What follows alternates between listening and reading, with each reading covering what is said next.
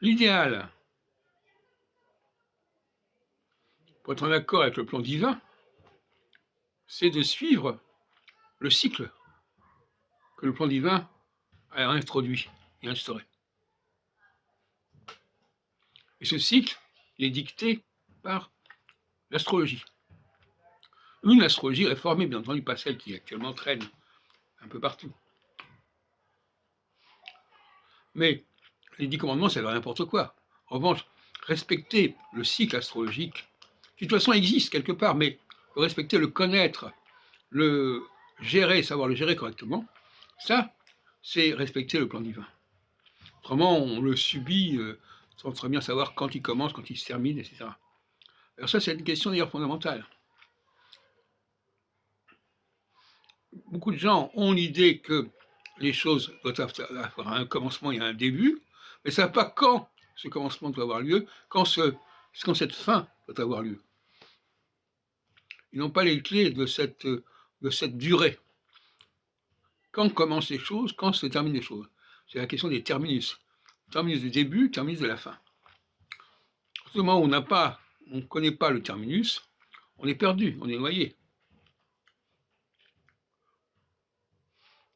Et le grand souci justement de ces ouvrages sur les sciences politiques, c'est qu'à aucun moment ils ne sont en mesure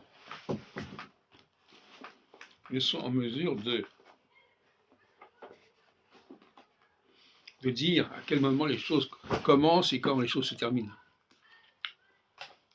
C'est le genre d'ouvrage que je lisais en 66 à Paris 2, en licence de droit et de sciences politiques. On a beau lire, l'astrologie est absente. Elle existe un petit peu chez Jean Bodin, qui fait référence effectivement à la théorie des planètes.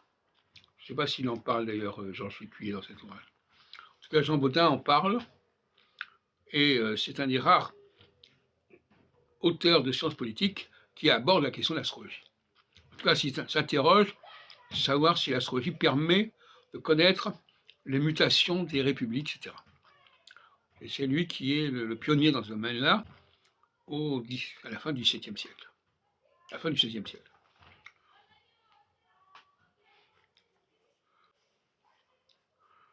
Donc,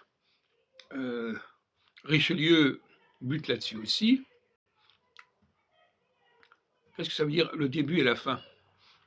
Ben, le début et la fin, c'est qu'il y a une période que j'appelle technocratique, celle du dîn, celle où Adam fait son travail de nettoyage, et une période démocratique, celle du chesed, où c'est le désordre organisé, où tout le monde, c'est la liberté, et où tout le monde fait un peu n'importe quoi. Et la question est de savoir à quel moment commence le temps de la technocratie, de l'ordre cosmique, et à quel moment il laisse la place à un désordre